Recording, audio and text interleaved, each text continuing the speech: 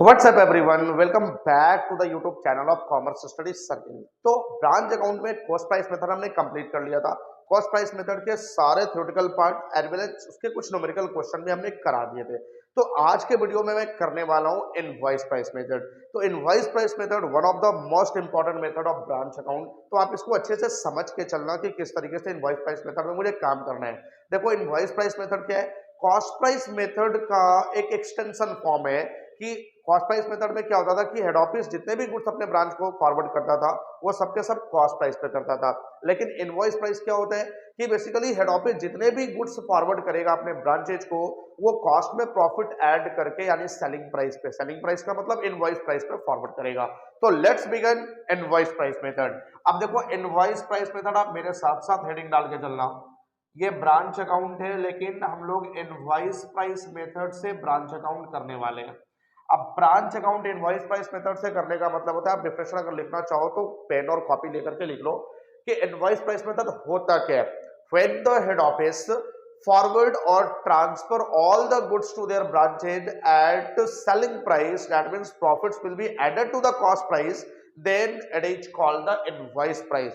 तो invoice price method में मुझे करना क्या है? देखो, इनवॉइस प्राइस मेथड में भी मुझे ब्रांच अकाउंट ही बनाने हैं और ब्रांच का प्रॉफिट लॉस निकालना है। बट इसमें सबसे पहले जो प्रॉफिट इंक्लूडेड है अलग अलग वेरियस आइटम्स पे, उन सारे प्रॉफिट्स को एक स्टॉक रिजर्व बना करके मुझे अलग करना होता है। अब क्यों अलग करना होता है, सबसे पहले आप इसको समझो। सपोज कि किसी भी गुड्स का जो कॉस्ट है, ये कॉस्ट है 100 रुपीज, कॉस्ट 100 रुपीज है। अब इसमें 20% मुझे प्रॉफिट लेना है और 20% प्रॉफिट लेकर के इसको हेड ऑफिस को सेल करना है। हेड ऑफिस को भेजना है मुझे कितने में? हेड ऑफिस को मुझे 120 में भेजना है। सपोज कि यहाँ पे कॉस्ट हमारा 100 है, हेड ऑफिस 20% चार्ज कर रहा है प्रॉफिट और ब्रांच को कितने में भेज रहा है? ब्रांच को 120 में भेज रहा है।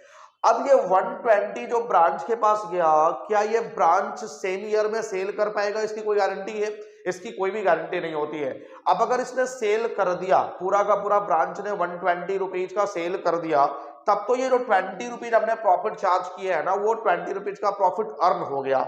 लेकिन कभी कभी ऐसा भी सिचुएशन आ जाता है कि जितने भी गुड्स हेड ऑफिस भेजा था ब्रांच को, ब्रांच टोटल सेल नहीं कर पाता, उसमें से कुछ पार्ट सेल कर पाता है, कुछ पार्ट उसका रिमेंस रह जाता है। तो जो भी पार्ट वो सेल नहीं कर पाता उसमें जो प्रॉफिट, क्योंकि प्रॉफिट देखो हमने 100 में 20 प्रॉफिट ऐड करके ही तो 120 में इसको भेजे हैं ब्रांच को, तो प्रॉफिट तो ऑलरेडी इंक्लूड हो गया। अब अगर ये पूरा का पूरा सेल हो गया तब तो ये 20 रुपीज का प्रॉफिट अर्न हो गया। लेकिन अगर इसमें से कुछ पार्ट हमारा रिमेंस रह गया तो उस केस में कहीं ना कहीं जो उस पार्ट का प्रॉफिट है वो प्रॉफिट अर्न प्रॉफिट होता है, वो प्रॉफिट ब्रांच अर्न नहीं कर पाता, जिसको हम लोग क्या बोलते हैं? जिसको हम लोग अनरियलाइज प्रॉफिट के नाम से जानते हैं। तो जितने भी पार्ट हमारे बचे हुए हैं उस पार्ट में से जो अनरियलाइज प्रॉफिट है उसको अलग कर देना है, यही एक्स्ट्रा काम करना है इनवॉइस प्राइस मेथड में। अब यहां पे समझो कि जैसे सपोज कि टोटल अगर 120 में सेल कर देता तब तो इसका 20 रुपीज का प्रॉफिट हो जाता, तब तो कोई प्रॉब्लम नहीं था। लेकिन इसने 60% जो है वो सेल कर दिया। अब टोटल गुड्स का 60% यानी 120 का 60% इसने सेल कितने में करा? 72 रुपीज में। तो इस 72 रुपीज में जो 20% का प्रॉफिट इंक्लूड है वो तो अर्न हो गया, लेकिन जो 40% हमारे पास रिमेनिंग बचे हुए हैं, इस 40% में जो प्रॉफिट इंक्लूड है वो प्रॉफिट अभी हमने नहीं कमाया है। तो थोड़ा सा यहाँ पे ध्यान देना है कि 40% मेरा बचा कितने का? गुड्स 48। अब ये 48 में भी जो प्रॉफिट इंक्लूड है 20% ना, ये प्रॉफिट मेरा अनरियलाइज प्रॉफिट हो गया। तो इसी प्रॉफिट को मुझे अलग करना है। क्यों अलग करना है? ये जो 48 रुपीज हमारे पास बचा ये हमारा क्लोजिंग स्टॉक है। अब क्लोजिंग स्टॉक का मतलब क्या होता है कि बेसिकली ये इस साल सेल नहीं हो पाया तो ये नेक्स्ट ईयर में सेल हो पाएगा। अब इस क्लोजिंग स्टॉक में हमने क्या किया? हमने प्रॉफिट ऑलरेडी इंक्लूड कर दिया। अब जब प्रॉफिट इंक्लूड कर दिया तो ये प्रॉफिट हमारे फर्म का प्रॉफिट बढ़ा देगा, जो कि हमने ये कमाया ही नहीं है, हमने इस प्रॉफिट को कमाया ही नहीं है और ये हमारे फर्म के प्रॉफिट को बढ़ा देगा। तो ये अनरियलाइज प्रॉफिट हो गया। प्रॉफिट हमने कमाया नहीं, हमारे फर्म का प्रॉफिट बढ़ गया, तो मुझे टैक्स भी तो बढ़ा के देना पड़ेगा गवर्नमेंट को, तो कहीं ना कहीं घाटा मेरा ही है। तो हम लोग क्या करते हैं? देखो, यहाँ पे सबसे बड़ी चीज है कि इस 48 में जो प्रॉफिट इंक्लूड है, अब इस प्रॉफिट्स को अगर कमाना मैं चाहूं तो नेक्स्ट ईयर में मुझे ये 48 में सेल करना पड़ेगा। 48 में सेल करूंगा तभी तो मेरी प्रॉफिट हो पाएगी। अब मुझे बताओ कि नेक्स्ट ईयर में क्या इस बात की कोई गारंटी है कि आप इसको 48 में सेल कर ही लोगे? अगर कर लोगे तब तो प्रॉफिट हो जाएगा, लेकिन अगर आपने नहीं किया, 48 से कम में इसको आपने सेल किया, क्योंकि ट्रेंड घटता बढ़ता रहता है ना।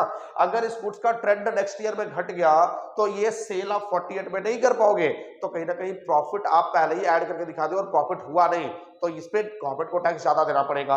तो हम लोग क्या करना है, इस प्रॉफिट को अलग करना है। कैसे अलग करना है? By creating a stock reserve. एक स्टॉक रिजर्व बना करके मुझे इस प्रॉफिट को अलग कर लेना है। कैसे बनाओगे? देखो, सबसे पहले आप बनाते हो ट्रेडिंग एंड पीएनएल अकाउंट। इसको इजीली समझना, आप trading and profit and loss account बनाते हो किसी भी ईयर का।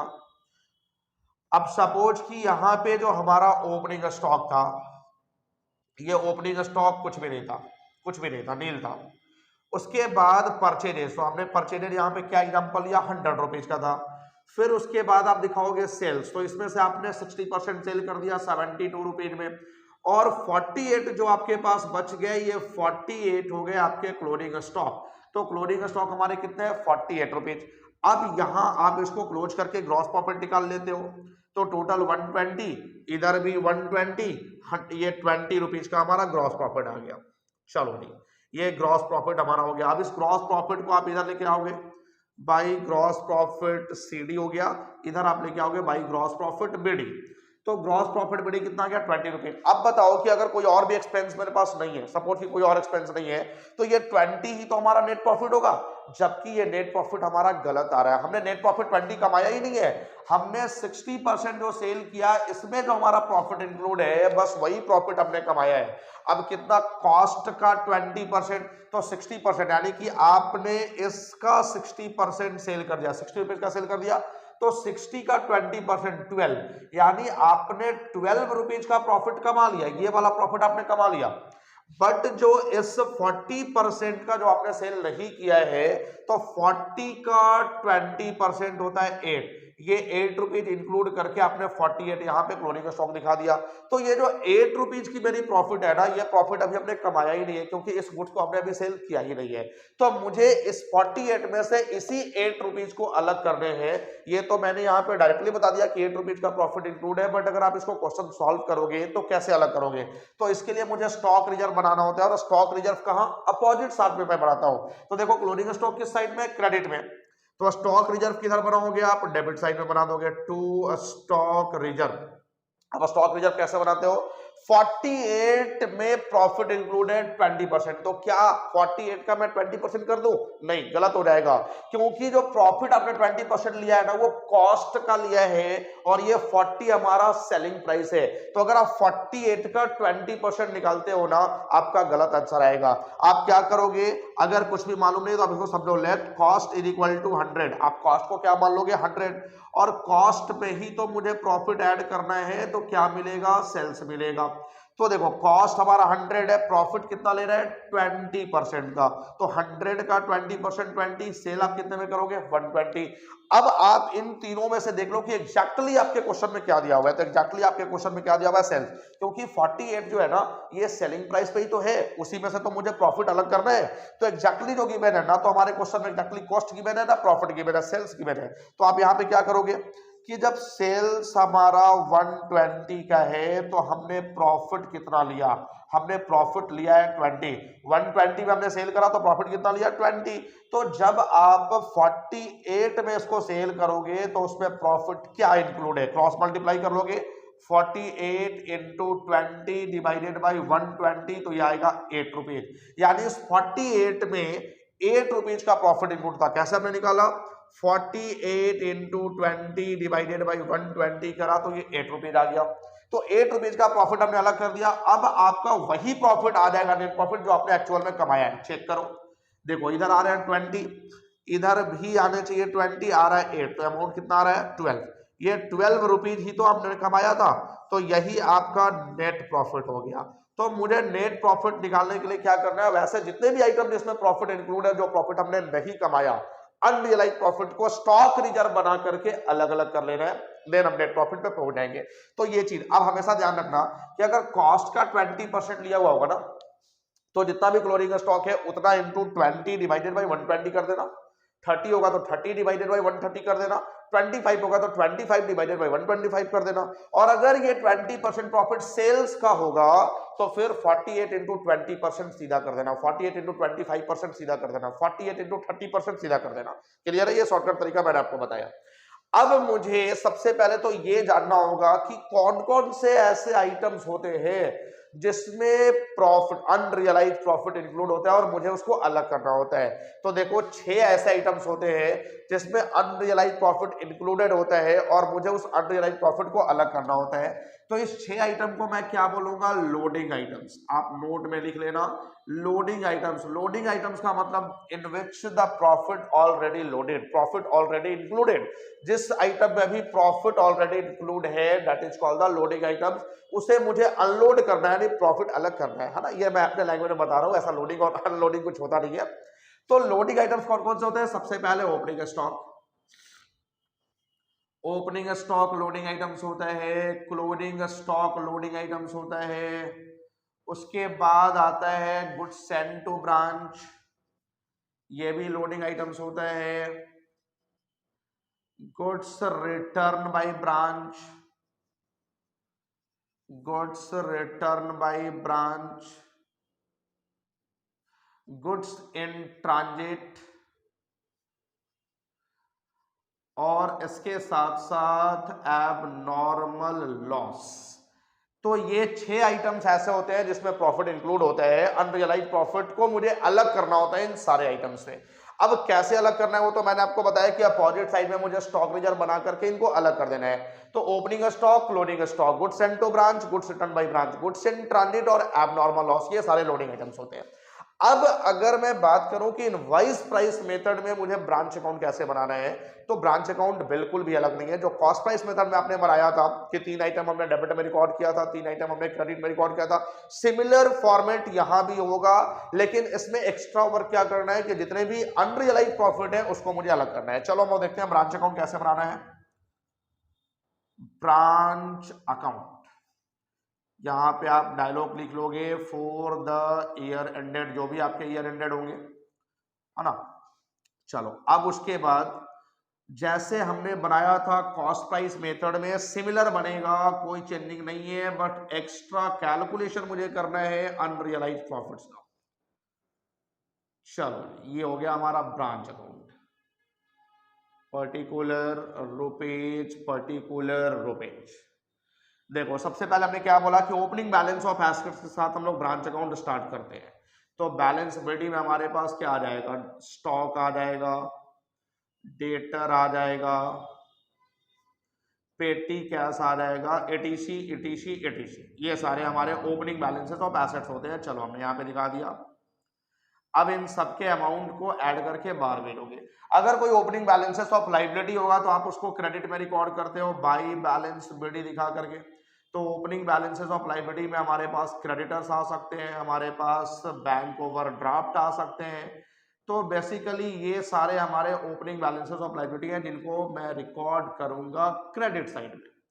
उसके बाद हमने डेबिट में क्या बोला? डेबिट में दूसरा आइटम आता है goods send to branch, goods send to branch. अब ये गुड्स सेंड टू ब्रांच कैसे आता है ये तो मैंने आपको लास्ट क्लास में बताया था कि गुड्स सेंड टू ब्रांच में 2 चीजें और ऐड होती है, goods transfer from other branch और गुड्स इन ट्रांजिट। अगर वो भी दिया होगा तो आप इसके साथ ऐड कर लोगे। उसके बाद क्या आता है? उसके बाद आता है cash send to branch, cash send to branch for expenses. Expenses के लिए ब्रांच को जो भी कैश भेजा गया, तो एक्सपेंसेस में सपोज कि हमारे पास सैलरीज है, रेंट है, इंश्योरेंस है और कोई भी ऑफिस एक्सपेंसेस है, इन सारे एक्सपेंसेस को आप डेबिट में रिकॉर्ड कर लोगे। तो डेबिट में हमने आपको क्या बताया था कि 3 आइटम्स जाते हैं, एक opening balances of assets, goods send to branch और cash send to branch for expenses. Clear है ना जी? अब उसके बाद आप क्रेडिट में क्या दिखाओगे? By cash received from branch, branch से कैश रिसिव्ड हो रहा है और ब्रांच से कैश रिसिव्ड करने के 2 सोर्सेस होते हैं, एक कैश सेल्स होता है और एक होता है रिसिव्ड फ्रॉम डेटर, जिसको हम लोग कलेक्शंस के नाम से भी जानते हैं। रिसिव्ड फ्रॉम डेटर्स, जितने भी डेटर से पैसा रिसिव्ड हो रहे हैं, इन दोनों ही सोर्सेस से ब्रांच हेड ऑफिस को पैसा भेजता है। उसके बाद हम लोग क्या रिकॉर्ड करते हैं, उसके बाद हम रिकॉर्ड करते हैं goods return by branch. Goods return by branch, अगर ब्रांच के पास कोई गुड्स बच गया, वो हेड ऑफिस को रिटर्न कर रहा है, तो वो भी क्रेडिट में रिकॉर्ड होगा। और उसके बाद जितने भी क्लोजिंग बैलेंसेस ऑफ एसेट्स हैं वो बैलेंस शीट के अंडर में आ जाएंगे। तो क्लोजिंग स्टॉक हो सकता है, क्लोजिंग डेटर हो सकता है, क्लोजिंग पेटी कैश हो सकता है। तो ये सारे हमारे क्या हो गए, ये हमारे हो गए क्लोजिंग बैलेंसेस ऑफ एसेट्स, सबका सम टोटल आप बार में होगे। अब उसके बाद मुझे क्या करना है कि अगर क्लोजिंग बैलेंसेस ऑफ लायबिलिटीज भी है तो आप उसको डेबिट में रिकॉर्ड कर लोगे, टू बैलेंस सीडी, ये आप यहाँ पे रिकॉर्ड कर लोगे। क्रेडिटर्स हो गया या फिर बैंक ओवरड्राफ्ट हो गया, तो इनको आप डेबिट में रिकॉर्ड करके चलोगे। तो इतना तो हमने कॉस्ट प्राइस मेथड में भी किया था, कॉस्ट प्राइस मेथड में भी सेम फॉर्मेट था। अब मुझे क्या करना है कि इनवॉइस प्राइस में क्वेश्चन में ये इंफॉर्मेशन दिया हुआ रहेगा कि जितने भी गुड्स फॉरवर्ड किए गए हैं ब्रांच को, वो कॉस्ट प्लस 25% प्रॉफिट लेकर के किए गए। ये इंफॉर्मेशन हमेशा दिया हुआ रहेगा, कॉस्ट प्लस 25% या कॉस्ट प्लस 30% या कॉस्ट प्लस 33.33%, ये इंफॉर्मेशन हमेशा दिया हुआ रहेगा। तो आपने जो 6 आइटम्स यहाँ पे लिखा है, वो 6 आइटम्स को ढूंढना स्टार्ट करना है कि भाई इन 6 में से क्या क्या हमारे ब्रांच अकाउंट के फॉर्मेट में आया हुआ है। आप उनके लिए स्टॉक रिजर्व बनाना स्टार्ट कर दोगे। जैसे सपोज कि हमारे पास ओपनिंग स्टॉक था, ये 10,000 रुपीज का था, मैं अमाउंट लेकर के समझा देता हूं। उसके बाद गुड्स सेंड टू ब्रांच था, ये हमारा 50,000 रुपीज का था। इसके बाद जो गुड्स रिटर्न बाय ब्रांच था, ये हमारा 5,000 रुपीज का था। और जो क्लोजिंग स्टॉक थे, ये 20,000 रुपीज के थे। तो इतने इन्फॉर्मेशन थे आपके पास। अब देखो हमने क्या बोला कि जो भी लोडिंग आइटम्स है, ओपनिंग स्टॉक, क्लोजिंग स्टॉक, हमारे पास ओपनिंग स्टॉक भी है, क्लोजिंग स्टॉक भी है। Goods send to branch, goods return by branch, goods send to branch भी है, गुड्स रिटर्न बाय ब्रांच भी है। गुड्स इन ट्रांजिट और एबनॉर्मल लॉस नहीं है, चलो कोई बात नहीं, उसको छोड़ देते हैं। क्या करना है, स्टॉक रिजर्व बनाना है। तो देखो ओपनिंग स्टॉक किधर है, ओपनिंग स्टॉक है डेबिट में, तो मैंने क्या बताया, स्टॉक रिजर्व बनाना है अपोजिट साइड में, क्रेडिट में। तो आप यहाँ पे क्रेडिट में दिखाओगे बाय स्टॉक रिजर्व। और ये स्टॉक रिजर्व किसके लिए, ओपनिंग स्टॉक के लिए। कितने का ओपनिंग स्टॉक था, 10,000, जिसमें प्रॉफिट इंक्लूड है कितना, 25% कॉस्ट का। तो अभी हमने क्या बताया कि अगर कॉस्ट गिवन नहीं है, क्योंकि ये 10,000 में प्रॉफिट इंक्लूड है, तो सेलिंग प्राइस हो गया ना, कॉस्ट इसमें गिवन नहीं है। तो कॉस्ट जब गिवन नहीं है तो आप ये वाला ट्रीटमेंट करोगे। हमने क्या बताया, कॉस्ट गिवन नहीं है तो सीधा शॉर्टकट याद रखो, 10,000 इंटू 25 डिवाइडेड बाई 125, 100 में रेंट को भी ऐड कर दो। तो देखो इसमें जो प्रॉफिट इंक्लूड था वो 2,000 का प्रॉफिट इंक्लूड था, प्रॉफिट अलग हो गया ना। डेबिट में आपने कितना दिखाया, 10,000, क्रेडिट में आपने फिर कितना दिखा दिया, 2,000। तो ये 8,000 पे आ गया कि नहीं आ गया, अपोजिट साइन से हमारा बैलेंस घट जाता है, 10,000 माइनस 2,000 तो 8,000 पे आ गया। चलो उसके बाद हमारे पास क्या है, क्लोजिंग स्टॉक। तो क्लोजिंग स्टॉक किधर है, क्रेडिट में। तो आप इसका स्टॉक रिजर्व किधर बनाओगे, डेबिट में, टू स्टॉक रिजर्व। तो स्टॉक रिजर्व कितने का बनेगा, 20,000। अब कॉस्ट का ही तो 25% है ना, तो इंटू 25 डिवाइडेड बाई 125 यहां में भी कर दोगे तो ये आ जाएगा 4,000 रुपीज का। यानी 20,000 का जो क्लोजिंग स्टॉक था उसमें 4,000 का प्रॉफिट इंक्लूड था। हमने अलग कर दिया प्रॉफिट को। देखो इधर हमने दिखाया 20,000 और इधर हमने कितना दिखाया, इधर हमने दिखा दिया 4,000। तो कहीं ना कहीं 16,000 पे वो घट करके आ गया ना। अब उसके बाद हमारे पास अगला आइटम है गुड्स सेंड टू ब्रांच। तो देखो गुड्स सेंड टू ब्रांच क्या है, डेबिट साइड में। तो इसका स्टॉक रिजर्व आप किधर बनाओगे, क्रेडिट में। अब एक चीज का और ध्यान रखना है कि स्टॉक जो है ओपनिंग और क्लोजिंग, उसके लिए मुझे स्टॉक रिजर्व लिखना है, लेकिन जो गुड्स सेंड टू ब्रांच है उसके लिए स्टॉक रिजर्व नहीं लिखना, उसके लिए गुड्स सेंड टू ब्रांच ही लिखना है। तो by goods send to branch. अब ये गुड्स सेंड टू ब्रांच हमारे पास था 50,000 का, जिसमें 25% प्रॉफिट इंक्लूड है कॉस्ट का। तो 50,000 इंटू 25 डिवाइडेड बाई 125 आप करोगे तो 10,000 ही आ जाएगा, यानी 10,000 का प्रॉफिट इंक्लूड था। इधर हमने दिखाया 50, इधर हमने दिखा दिया 10, यानी वो 40 पे आ गया ना, अपोजिट बैलेंस घटेगा। इसके बाद है गुड्स रिटर्न बाई ब्रांच। तो goods written by branch credit में है, हमने भी उसका स्टॉक रिजर्व बनाना है अपोजिट साइड में, डेबिट में। तो देखो इसके लिए भी आप क्या लिखोगे, इसके लिए भी आप लिखोगे goods written by branch, goods written by branch. तो टोटल कितने का गुड्स रिटर्न हुआ था, 5,000 का। तो 5,000 इंटू 25 डिवाइडेड बाई 125, तो ये 1,000 का इसमें प्रॉफिट इंक्लूड था, ये प्रॉफिट अलग हो गया ना। तो इस तरीके से मुझे स्टॉक रिजर्व बना करके प्रॉफिट्स, अनरियलाइज्ड प्रॉफिट्स को अलग कर देना है। अब इसके बाद आप इसको बंद करोगे तो देखो बंद करने पर या तो नेट प्रॉफिट आएगा या फिर नेट लॉस आएगा जी। चलो इसको बंद कर लेता हूं, इधर आ गया। अब देखो अगर क्रेडिट का टोटल ज्यादा होगा तो बैलेंस यहां डेबिट में आएगा, ये जो डेबिट में बैलेंस आएगा ये हमारा नेट प्रॉफिट हो जाएगा, ये नेट प्रॉफिट हो गया। और अगर डेबिट का टोटल ज्यादा हुआ तो बैलेंस क्रेडिट में आएगा, अब जो क्रेडिट में बैलेंस आ जाएगा ये नेट लॉस हो जाएगा।